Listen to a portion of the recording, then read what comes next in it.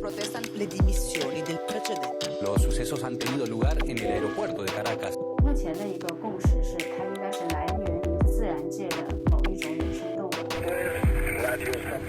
Un segundo túnel en construcción.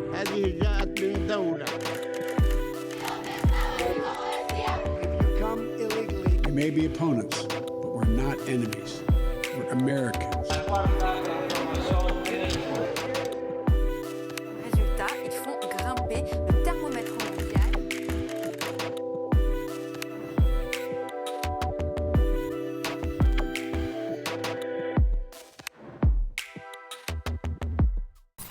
Bienvenidos y bienvenidas a Mextranjeros, el programa donde corresponsales internacionales nos dan su opinión sobre los temas que más nos interesan. En esta ocasión hablaremos sobre los 2 años de la 4T en el gobierno, Andrés Manuel López Obrador como presidente y también la transición entre Joe Biden y Trump. Vamos a ver las portadas de esta semana. Acompáñenos. Reino Unido se convirtió en el primer país en autorizar la aplicación de la vacuna contra la COVID-19. Las farmacéuticas Pfizer y su socia alemana BioNTech fueron las primeras elegidas para distribuir su fórmula entre la población británica. El suministro masivo comenzará esta semana. Este fármaco promete al menos un 95% de efectividad y a la fecha varios países han adquirido grandes lotes para iniciar el proceso de vacunación en los próximos días. Esta noticia resulta muy optimista después de más de 9 meses de confinamiento mundial, millones de contagios y fallecimientos a causa del virus, además de un golpe muy severo a la economía global. La Organización Mundial de la Salud recomienda no dejar las medidas de prevención durante esta época, pues considera que el número de casos podría aumentar notablemente las últimas 2 semanas del año. Asimismo, recomiendan reducir las fiestas navideñas y apuesta por evitar las reuniones familiares. En Estados Unidos, país que supera los 200,000 nuevos casos diarios por coronavirus, continúa la disputa por el poder ejecutivo. Finalmente, el fiscal general William Barr desestimó las acusaciones de Donald Trump sobre los resultados electorales, asegurando que no se ha observado un fraude que produjera un resultado diferente en la elección. Por su parte, el mandatario estadounidense, al ver que la batalla está casi perdida, ha planteado la posibilidad de ser candidato nuevamente en 2024. El científico iraní Mohsen Fakhrizadeh fue enterrado con honores de Estado después de ser abatido con una ametralladora a control remoto. La víctima era considerada por la Agencia de Inteligencia de Occidente como el cerebro detrás del programa secreto de armas nucleares de Irán y el padre de la bomba iraní. Mientras continúan las investigaciones, el presidente de Irán, Hassan Rouhani, atribuyó el ataque a Israel y aseguró que la muerte de Fakhrizadeh no interrumpirá el programa nuclear del país y que habrá represalias contra los responsables. La semana pasada, en Hong Kong, el activista Joshua Wong fue condenado a 13 meses y medio de prisión por organizar una protesta frente al cuartel general de la policía en junio. De igual forma, Jim Lai, el magnate y dueño del periódico pro-democracia Apple Daily, fue puesto en custodia por acusaciones de fraude. Estos arrestos se llevaron a cabo al amparo de la nueva ley de seguridad implementada por China en la región autónoma para contrarrestar la oposición.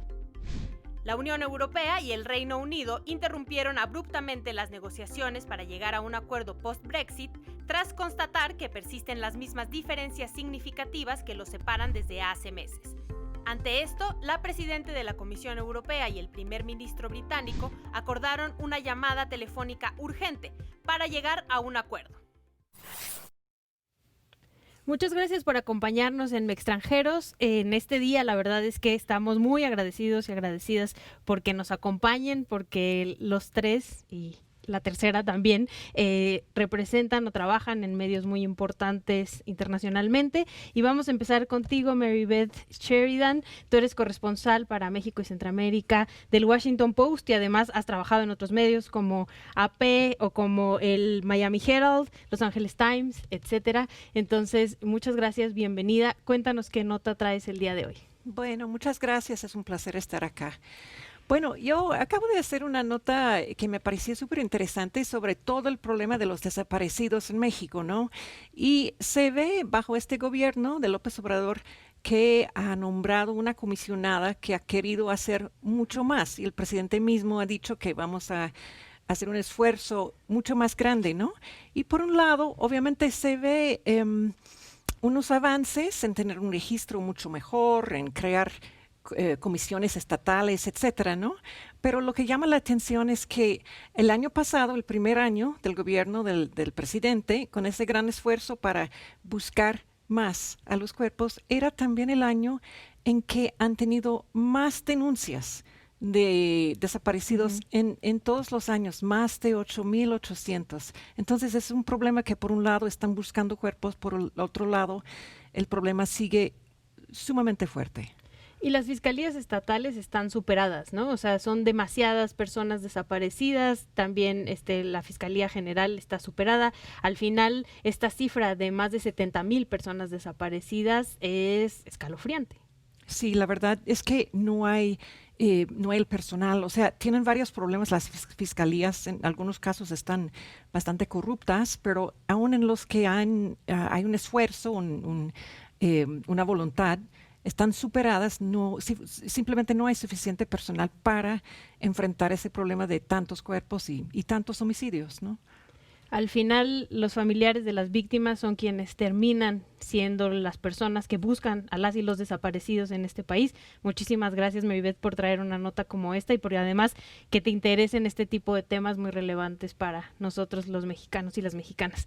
También nos acompaña hoy Frédéric Saliba, pues lo dije bien, o hay más o menos, del periódico Le Monde. Muchísimas gracias de Francia por acompañarnos. Además, tienes varios libros que pudiéramos leer acá en México.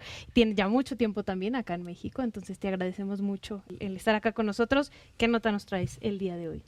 Alors, esta semana se publica una serie de investigaciones sobre México hechas por un consorcio de periodistas, de 60 periodistas de 25 medios en 18 países.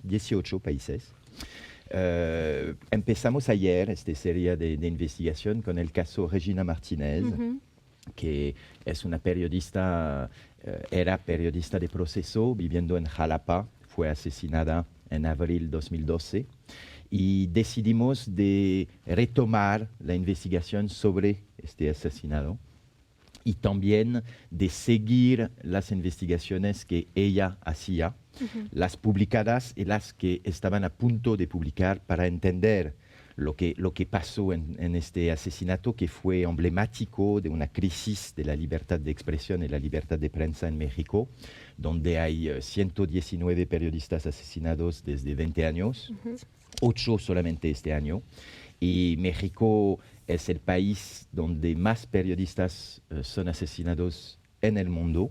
Y por eso este consorcio, que está coordinado por una organización que se llama Forbidden Stories, y la meta de esta organización es de seguir las investigaciones de los periodistas asesinados en la idea que pueden matar el mensajero, pero no van a matar el mensaje. Lo que nos fijamos es que si entregamos el problema de la violencia hacia los periodistas a la justicia mexicana, es también casos que pasan en otros países. En México la crisis es particularmente importante. Nos fijamos que al final la justicia no hace su trabajo. Hay más de 90% de impunidad en este tipo de crímenes. Hay una censura que se instala con zonas de silencios en el país por esta violencia. Entonces la idea es de pasar un mensaje a los gobiernos, pero también a las personas que matan a los periodistas, que sepan que si matan a un periodista mexicano de una otra nación, hay un consorcio de periodistas internacional que la profesión se va a movilizar y que vamos a investigar este asesinato, pero también los temas que provocaron este asesinato. Y lo que vimos en el caso de Regina Martínez es que fue asesinada en su casa. La Fiscalía de Veracruz, que a la época era la Procuraduría, hizo un trabajo muy rápido, declaró muy rápido que era un robo, rechazó la posibilidad que el móvil del crimen hubiera sido su trabajo profesional.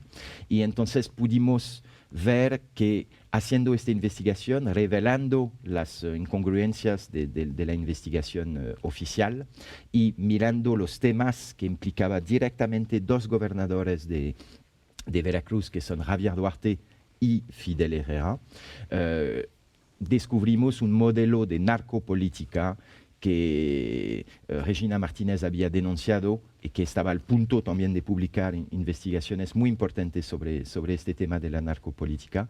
Y descubrimos un patrón que no se limita a Veracruz, que es en casi todo el país, en la cuestión de violencia hacia los periodistas. Y más preocupante es un patrón que sigue actual, mismo si el PRI se fue del poder y que ahora tenemos el gobierno de López Obrador. Vemos que las estructuras locales de México, esta alianza o colusión entre el crimen organizado y las instancias públicas, policía o gobiernos locales, sigue igual.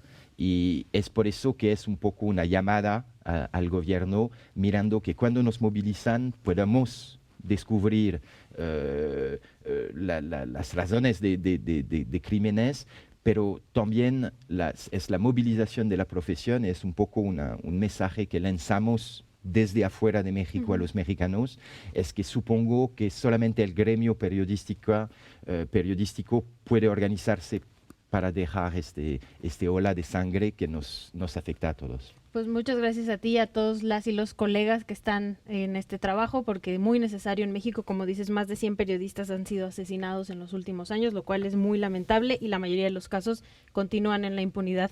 También nos acompaña esta noche Will Grant, él es corresponsal de la BBC de Reino Unido, además está estrenando un libro, entonces háblanos un poco sobre tu nota y sobre este libro que recién está... Sí, muchas gracias. Mi nota sí es efectivamente mi libro, que se llama Populista. En español sería El auge del caudillo latinoamericano moderno. En inglés es The Rise of the 21st Century Latin American Strongman. Y lo que he tratado de hacer es mirar lo que para mí es el fenómeno más importante del siglo XXI en este continente, ¿no?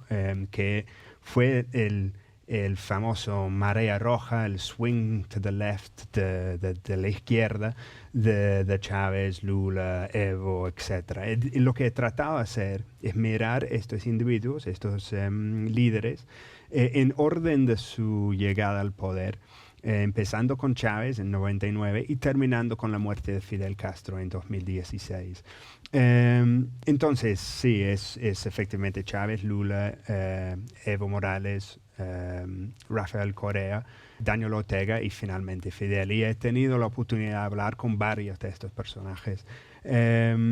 Tanto Lula en la cárcel en Curitiba, Rafael Correa en exilio en Bélgica. Y la idea es un poco resumen, ¿no? Porque por lo menos en Gran Bretaña, me imagino en muchos lugares del mundo, todas estas personalidades, todos estos líderes fueron caracterizados como si fueran lo mismo, o sea, iguales, que era todo de la izquierda. Pues trato de mostrar que sí que hay grandes diferencias en sus estilos, sus proyectos políticos y obviamente sus legados. Entonces eso es un poco la idea y cómo han dejado el terreno abierto a lo que son algunos de los líderes realmente más preocupantes pues obviamente de este siglo, 40, 50 años. No nos lo podemos perder. En enero ya estará a la venta, ya lo compraremos por acá y esperamos que ustedes también, quienes nos ven, lo compren, porque además habla sobre la historia de América Latina. Nos vamos a un corte, regresamos para hablar de los 2 años de la 4T en el gobierno y también de 2 años de un personaje como Andrés Manuel López Obrador en la presidencia. Regresamos.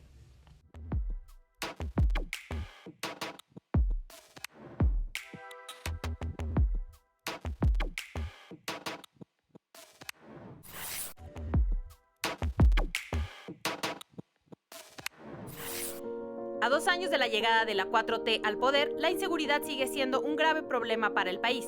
Con datos del segundo informe de gobierno, Andrés Manuel López Obrador reconoce un aumento del 3.8% en homicidios en comparación con 2018 y un 8.9% más en la tasa de feminicidios respecto al mismo año. En materia económica, el presidente resaltó que el país va ganando la batalla, pese a la crisis provocada por la pandemia. Su estrategia en la materia coincidió con la cifra récord de remesas. Las tiendas vendieron 4% más que en 2019. Según el mandatario, se han recuperado 556,000 empleos perdidos tras la pandemia y el salario mínimo ha aumentado un 30% en términos reales. Sin embargo, datos del INEGI señalan que 1.010.857 establecimientos cerraron sus puertas definitivamente desde marzo. López Obrador detalló que la crisis económica ha sido menos compleja que la sanitaria provocada por la COVID-19. Noviembre se convirtió en el mes con mayor número de contagios registrados, superando los 100.000 muertos, y a diferencia de otros meses, los hospitales registran menor capacidad, por lo que la OMS hizo un llamado a México para tomar medidas pertinentes. Muchas gracias por continuar con nosotros y como les decía en el bloque anterior, vamos a ocupar este espacio para hablar por los 2 años de la 4T, la Cuarta Transformación, el gobierno de Morena en México. Y empezamos contigo, Frederic. ¿Cómo te ha tratado la 4T y cómo crees que haya tratado a las y los mexicanos estos 2 años? No, hay varios temas en tu pregunta. Sobre los periodistas, supongo que todos somos un poco cansados. En el buen sentido de una hiperactividad de noticia. Apenas tenemos la posibilidad de analizar o investigar un tema que hablamos de un otro tema, que López Obrador habla de un otro tema. Es una maquinaria mediática tremenda, con una conferencia cada mañana, 2 horas. Es algo, supongo, imposible en Francia, imposible en Inglaterra o Estados Unidos. Los dirigentes normalmente hablan cuando tienen algo que decir. Alors, se puede que AMLO tiene algo que decir cada día, pero aparentemente es una hiperactividad muy interesante en un modelo. Yo he conocido 2 gobiernos antes, 2 gobiernos en México antes, entonces hay una ruptura, esto no hay duda, y al mismo tiempo muchísimas promesas y un resultado bastante limitado al final cuando vamos en el campo mexicano, que vamos, estudiamos temas. Los problemas estructurales de México siguen igual al final. Y es verdad que hay que agregar la crisis del COVID, que no facilitó la 4T, la transformación. Pero hay algo que a mí me fascina en México y supongo que es algo que AMLO maneja muy bien la cultura mexicana, ha entendido muy bien la fuerza que tiene la palabra en México. Cuando anunciamos algo en México es casi si lo hemos hecho. Es que en cultura más protestante o de otras culturas hay que dar la prueba con los hechos de las cosas. Vemos también que hay un manejo de la realidad que es muy particular y para el periodismo es difícil de trabajar sobre esto, porque aparentemente López Obrador tiene una realidad diferente de una realidad que nosotros podemos ver. No digo que hay una que está mejor que la otra, vemos el aspecto difícil a entender de la realidad mexicana, es que México es el país número 15 o 16 en el mundo y al mismo tiempo hay una pobreza tremenda en este país, igual con la violencia. Y esto López Obrador, de mi punto de vista, no ha logrado pacificar el país. Era un poco la prioridad. Sí. Su orientación hacia el ejército y dar al ejército una fuerza tan importante de militarización del país, porque hay más. Al final vemos con la creación de la Guardia Nacional que los miembros de la Guardia Nacional, mismo si el mando es civil, son del ejército y hay más. Yo me recuerdo que a la época de Peña Nieto hablábamos de 50.000 miembros del ejército en el país. Ahora seríamos más a 90.000 si agregamos la Guardia Nacional. Entonces es mucho más. Esto es una grande pregunta. Dar al ejército un poder económico manejando un aeropuerto, manejando obras cruciales para la 4T, nos deja nos deja muchas preguntas, y conociendo un poco la historia de América Latina y el lugar que pudo ocupar el ejército en otros países, es un poco arriesgado de dar tanto poder al ejército. Yo pienso que López Obrador es un pragmático y él se orienta donde puede orientarse. Hay un problema de confianza tremenda en las instituciones que es justificado, como lo acabamos de publicar un artículo sobre Veracruz y vemos que los problemas locales al final se quedaron iguales y que AMLO anunció que se iba a limpiar el país de la corrupción como una escalera desde arriba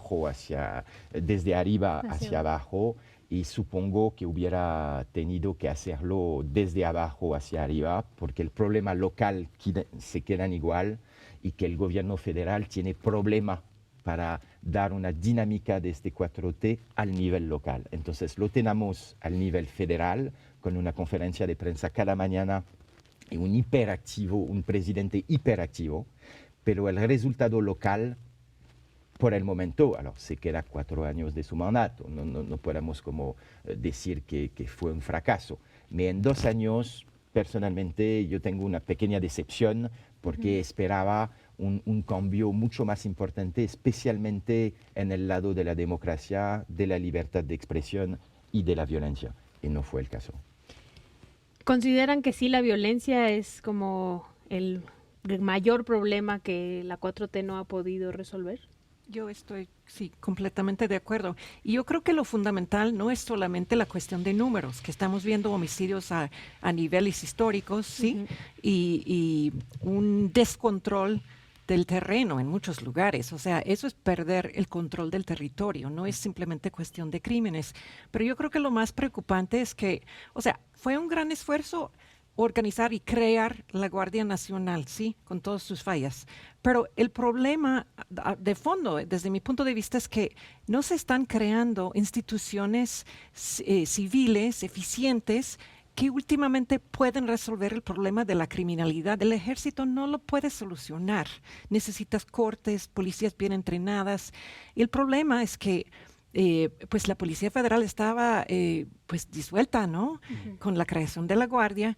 Y yo creo que eso, estamos en una situación en que no se ve cómo resolver el problema. Y la idea de usar programas sociales, por un lado, está bien, pues reconoce que hay problemas, hay raíces sociales, pero no veo una organización para orientar el uso de esos programas para también, o sea, coordinar con la parte de justicia, para que esos programas dan una opción y que la gente tiene que básicamente escoger eso o terminar en la prisión, si están envueltos en crimen organizado, ¿no?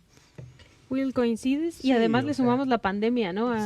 Hay varios puntos bien interesantes ahí. Uno es que en parte López Obrador heredó de Peña Nieto una situación muy fea, muy complicada. Y justamente lo que dice Maribeth es que realmente los cambios necesarios, la transformación supuesta, iba a ser desde abajo, o sea, realmente tratar de cambiar los cortes, el sistema judicial. Estas cosas son tan sumamente y obviamente necesarios en México.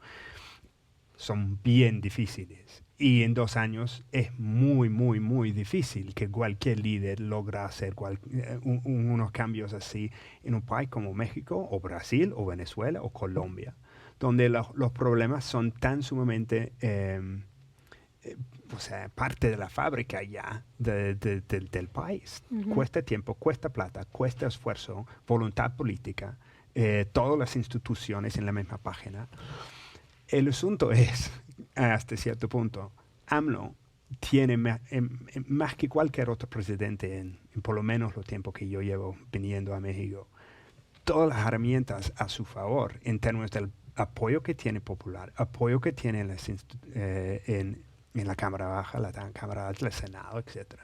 Tienen una oportunidad única, diría yo, para realmente enfrentar tanto la violencia, que es obviamente el tema que estamos hablando, pero también la pobreza. Yo imaginaba que realmente los cambios en la pobreza iban a ser marcados, aunque sean un poco al modelo del chavismo en Venezuela hasta cierto punto, es decir, con programas que quizás la crítica que no tienen raíz, pero que tienen resultados en el corto plazo. Ahora, no sé hasta qué nivel realmente en estos 2 años está teniendo efecto. Lo que se puede saber es que en las universidades, en términos de becas, sí que está efectuando cambios, sí que está mejorando en términos pensiones, por ejemplo.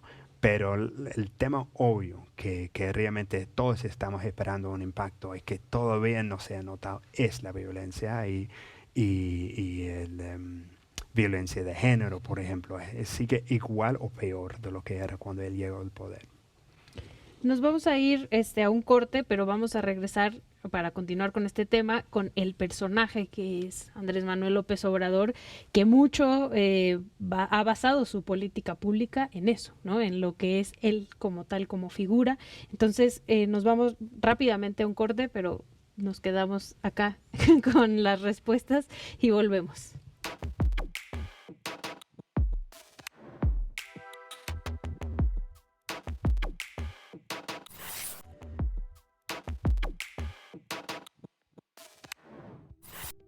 A 2 años de gobierno, el presidente Andrés Manuel López Obrador se encuentra en un rango de aprobación ciudadana de entre 58 y 64%, de acuerdo con diversas encuestas.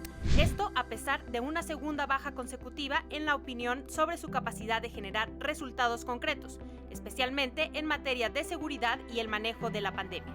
Grupos de feministas, académicos, ambientalistas, artistas y víctimas del crimen organizado, entre otros, consideran que sus causas han sido menospreciadas y que en la acción López Obrador no ha tomado interés por apoyarlos como se estimó que lo haría. Asimismo, pese a haber prometido no dar cabida a la corrupción, ha habido señalamientos de procesos de licitación cuestionables y autorizaciones por impacto ambiental impugnables en los 3 megaproyectos que han sido sus grandes prioridades: el Tren Maya, la refinería Dos Bocas y el aeropuerto de Santa Lucía.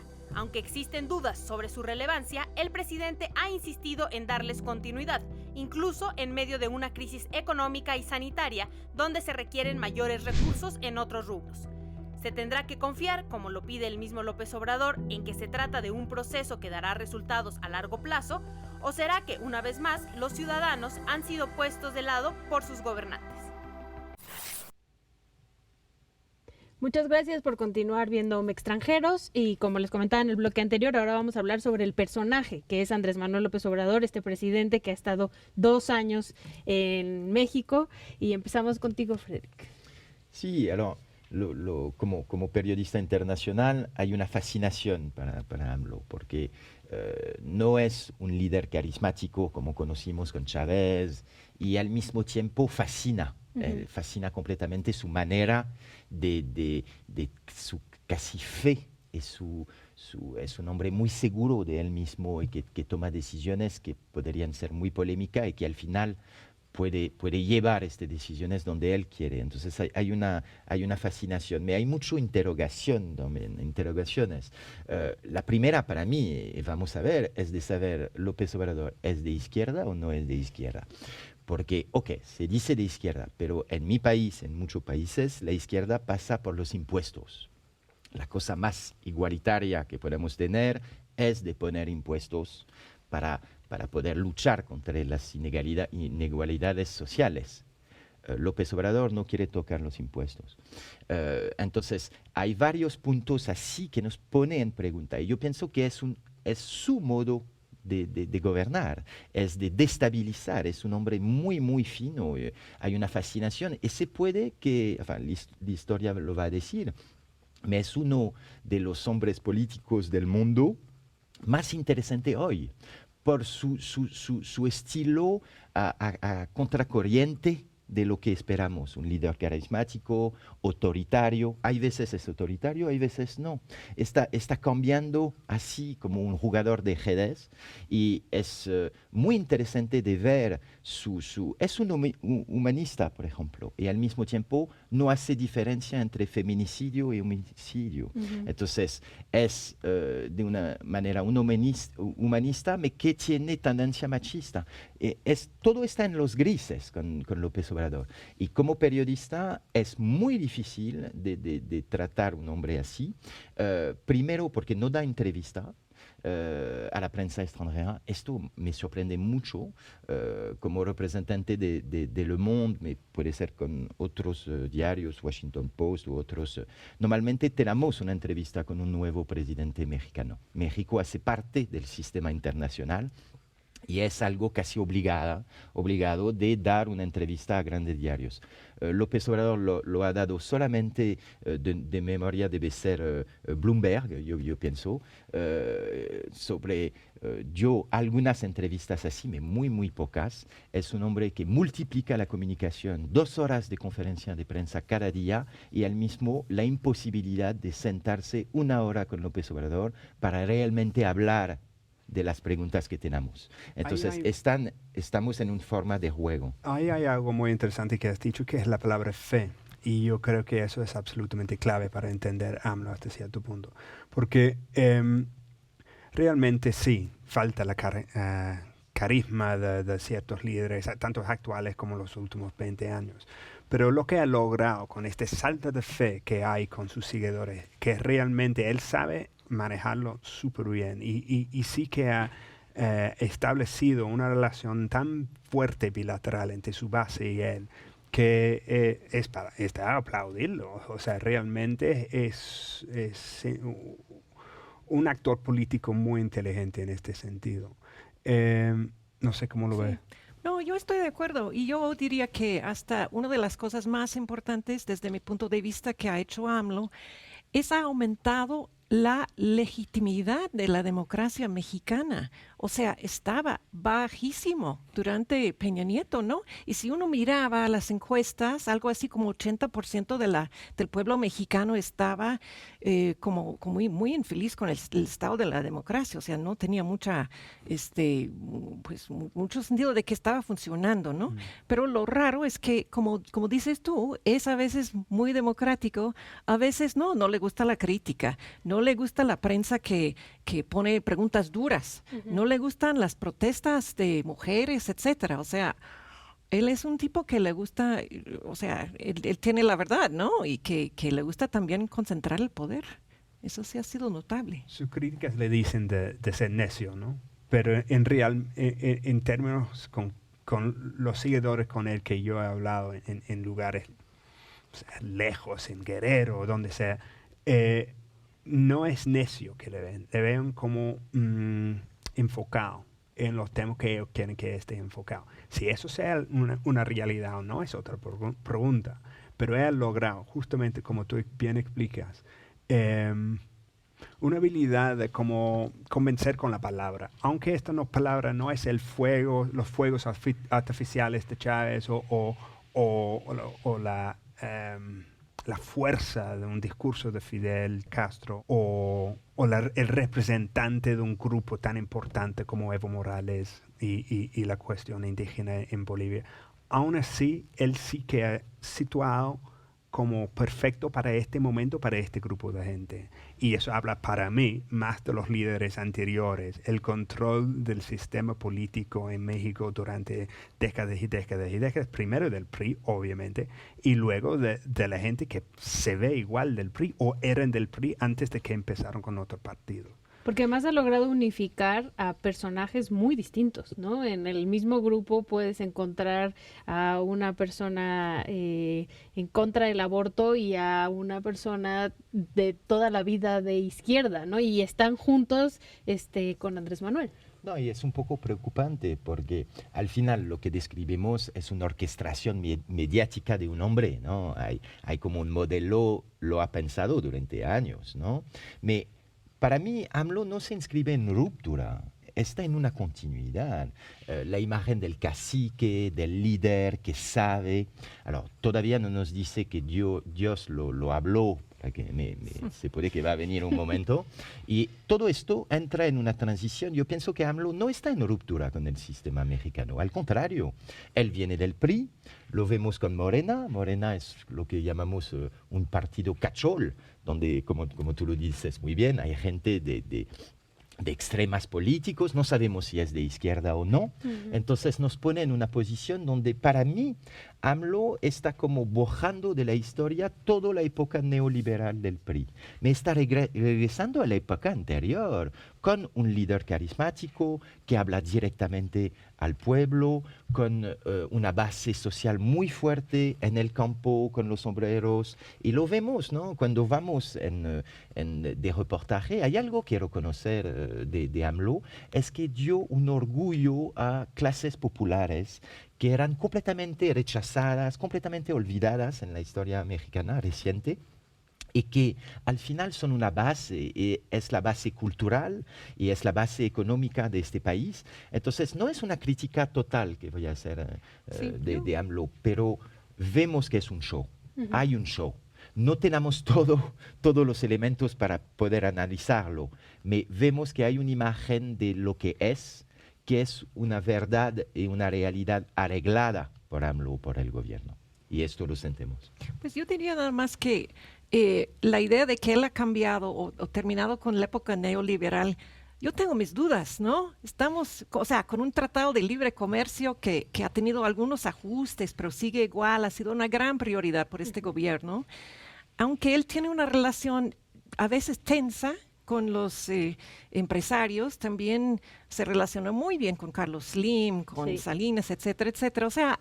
O sea, sí ha habido cambios, sin lugar a dudas, en la política energética, por ejemplo, un ejemplo muy claro. Pero cuando él dice, no, pues se acabó la época neoliberal, yo digo, ¿pero dónde? ¿Dónde? Sí, Estamos es cierto. construyendo bueno, el un Bocas. último punto es que si uno piensa en que la conexión que quizás algunos votantes para el anterior de Peña Nieto, que tenían con Peña Nieto, nunca era con Peña Nieto. O sea, ¿quién era peñista como tal? Yo por lo menos no conocí casi ninguno. Yo tampoco. Y había gente que obviamente votó por él porque terminó siendo el presidente. Ahora, supongo que eso fue el fiel conexión con el PRI y las ganas de ver el PRI en el gobierno después del PAN. Pero lo que sí que hay con AMLO, y no se puede negar, es esta conexión personal, a esta personalidad. Entenderlo o no, pintarlo a izquierda o no, autocrático, democrático, aunque sigue siendo el enigma de siempre.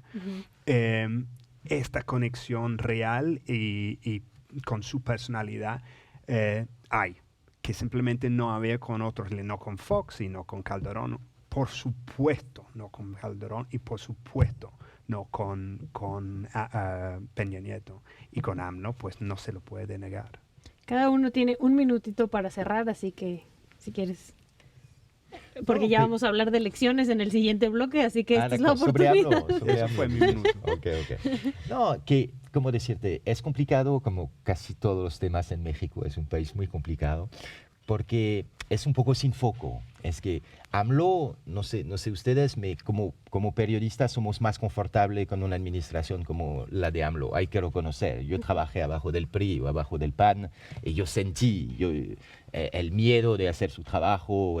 Sobre el punto federal, hay que reconocer que cuando lo acusan de alterar la libertad de expresión, no pienso. Es verdad que es rígido a la crítica, esto sí. Y entonces hace una realidad en los grises que tenemos que manejar. Es interesante, de nuevo, en un pueblo donde una de las cosas que me ha chocado más en México llegando no fue la violencia, fue que gente bajaban los ojos hablando conmigo. Viniendo de un país donde cortamos en Francia la cabeza del rey, en Francia los campesinos son muy orgullosos y entonces son gente que te miran en los ojos bien derecho. Y en México es algo que me había impactado, esta forma de dominación tremenda, porque soy güero, porque hay algo, porque... Sí, la discriminación. Y yo veo con AMLO un cambio en esto. Es que dio un orgullo y dio una legitimidad de reclamar un derecho natural a gente que nunca pudieron hacerlo. Solamente esto es un punto muy importante para el futuro del país. Bueno, yo diría que, como han dicho mis colegas, él es un político con un gran talento de política, sin lugar a dudas, pero el problema es que le ha tocado problemas sumamente fuertes, ¿no? La pandemia y la crisis económica que lo acompaña. Obviamente la crisis de la violencia que sigue, ¿no? Y lastimosamente, o sea, ese talento político no se traslade a un talento igualmente grande para manejar esos grandes temas. De hecho, yo creo que a las cosas que, o sea, a él no le gustan las sorpresas. Él pensaba en un sexenio con sus proyectos y sus prioridades y no esperaba nadie esperaba una pandemia. Pero la verdad, yo veo un gobierno, yo veo él con dificultades de ajustar y cambiar. Y eso es un problema, dado las circunstancias que están pegando a todo el mundo. Eso le está dando duro, sí, a su presidencia. Will, ¿con qué cerrarías? No tengo mucho que agregar a lo que ha dicho los demás, salvo que me imagino que vamos a salir de los 6 años de AMLO sin entenderlo del todo.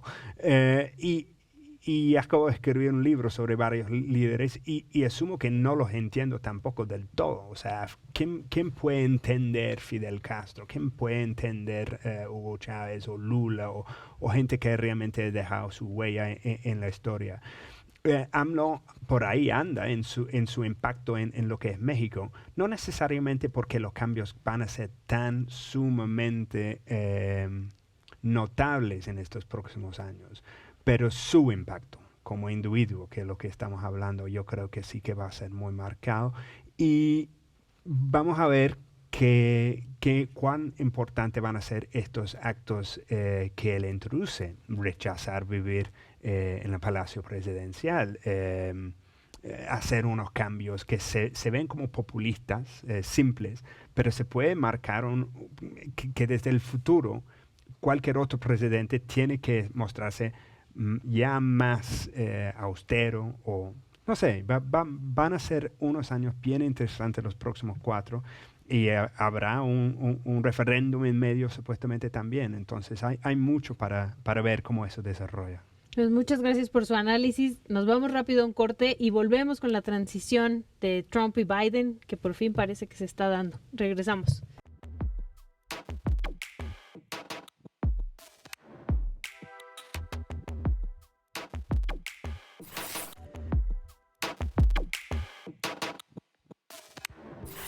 Contra todo pronóstico, el presidente saliente de los Estados Unidos, Donald Trump, dio luz verde al proceso de transición a una nueva administración a cargo de Joe Biden e informó que dejaría la Casa Blanca siempre y cuando el colegio electoral confirme oficialmente la victoria del demócrata.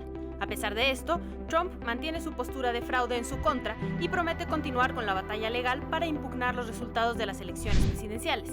Sin embargo, un juez federal de apelaciones desestimó su último recurso en Pensilvania y señaló que no hay evidencias de fraude. A la par que se cuestiona su futuro profesional, legal y político, el actual presidente de la Unión Americana habla de una posible carrera presidencial en 2024 y dice que quiere seguir siendo una fuerza omnipresente en la política y los medios. Por su parte, el presidente electo Joe Biden, tras recibir algunas certificaciones de los resultados a su favor en estados claves, realizó los primeros nombramientos de su administración, calificada por analistas como opuesta a la actual, por demostrar que los criterios de selección son la competencia, la paridad, la diversidad y la fuerte presencia femenina. Regresamos a Extranjeros, muchas gracias por seguir sintonizándonos y rápidamente tenemos un bloque más chiquito para hablar de la transición en Estados Unidos, que parece ser que ya por fin se está dando y ya Trump dio su manita a torcer y tú eres evidentemente la que nos puede dar más luz al respecto.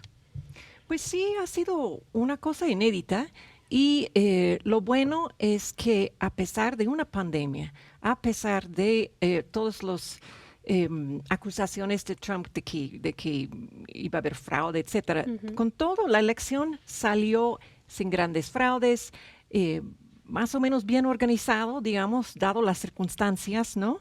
Y lo que se ve que es muy alentador en este periodo es que a pesar de que muchas instituciones democráticas han sido debilitados durante este gobierno, en fin de cuentas los estados, las cortes, todos están haciendo su trabajo, defendiendo el voto. Entonces, sí, Biden va a ser presidente, no hay ninguna duda, ¿no? Yo creo que la gran cuestión es qué papel va a tomar Trump una vez que salga de la presidencia y tiene todavía un apoyo bastante fuerte, es notable. Entonces, él va a ser su gente, su público y hasta qué punto van a estorbar, no ser oposición, eso es muy legítimo en un sistema democrático, pero tratar de estorbar el sistema, yo creo que eso va a ser realmente el reto, ¿no? Y los republicanos que quedaron en la Cámara de Representantes, ¿no? También hay muchos que todavía siguen diciendo que, o sea, no dan a Biden como ganador hasta que el colegio electoral no lo mencione, ¿no? Sí, y yo creo que el gran problema ahí es que Trump tiene todavía esa popularidad, entonces todos los republicanos tienen miedo de él, de que si lo hablan en contra, en las próximas elecciones él va a hacer campaña para su contrincante, ¿no? Tiene un poder bastante fuerte. El Partido Republicano está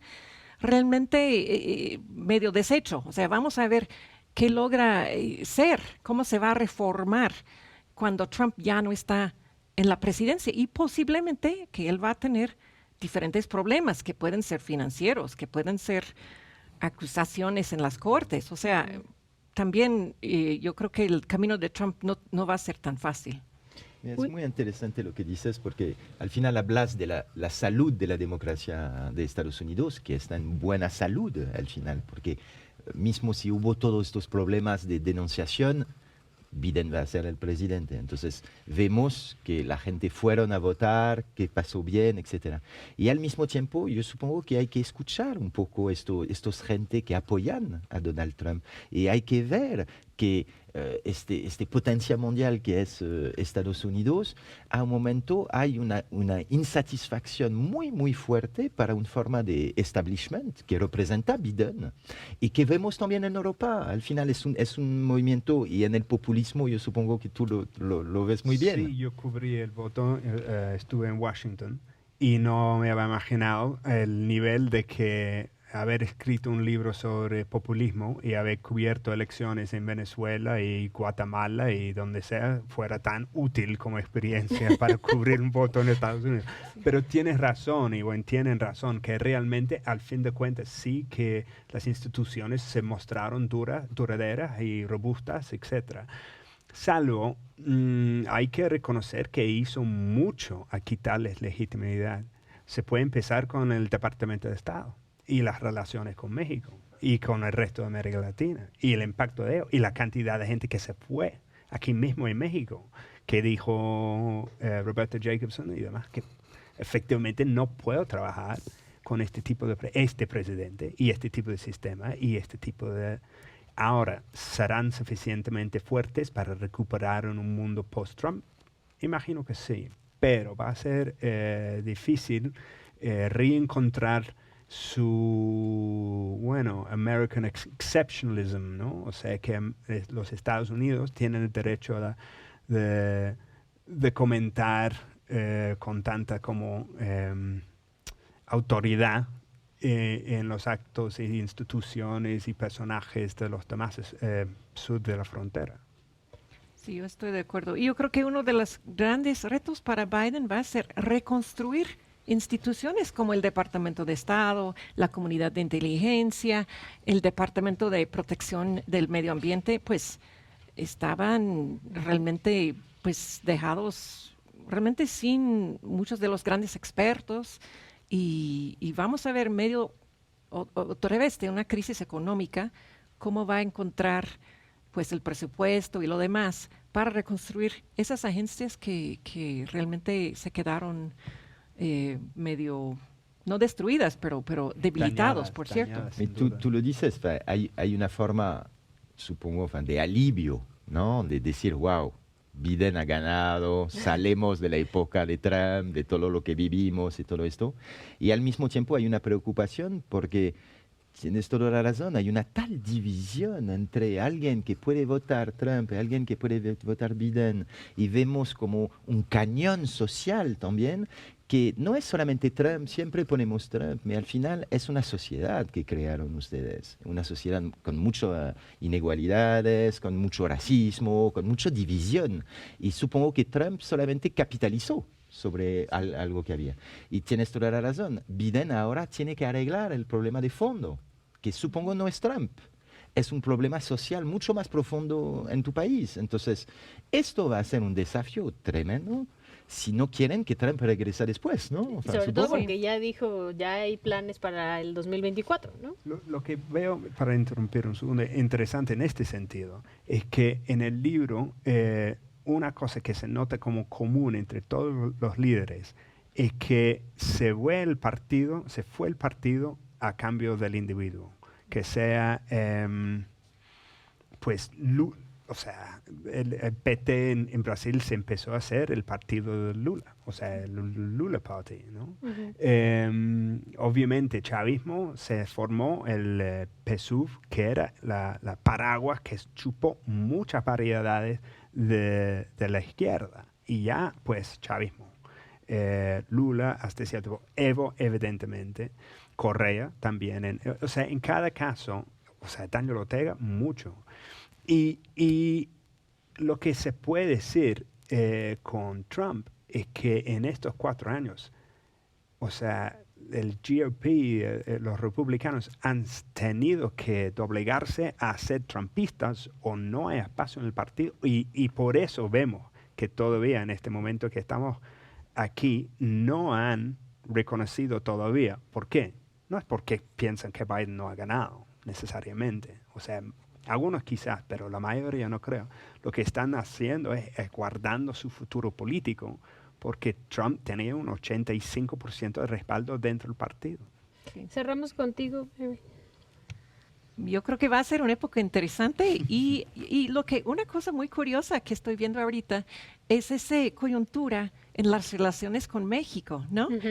Tenemos el caso Cienfuegos que parecía que llegaron a un cierto acuerdo, digamos, en que Estados Unidos decidió no seguir con el proceso legal, sí, regresarlo a México, pero ahorita vemos una reacción de parte mexicana. Hay un proyecto de ley ahorita de realmente controlar más y quitar poderes de la DEA, por ejemplo. Sí.